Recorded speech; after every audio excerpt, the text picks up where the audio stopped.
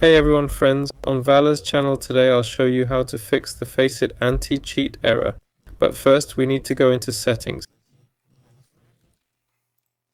Here go to applications, then go to installed apps. And here type in FACEIT. There it is, FACEIT anti-cheat. Click the three dots, click uninstall and click uninstall again. Click yes.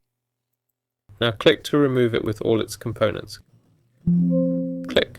OK, close this. Open any browser, type FACEIT AC, go to the first result and reinstall the anti-cheat.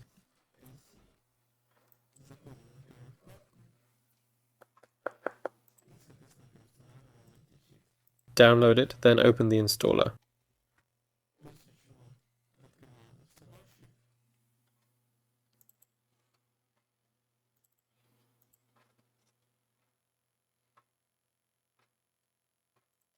Now we're installing it back.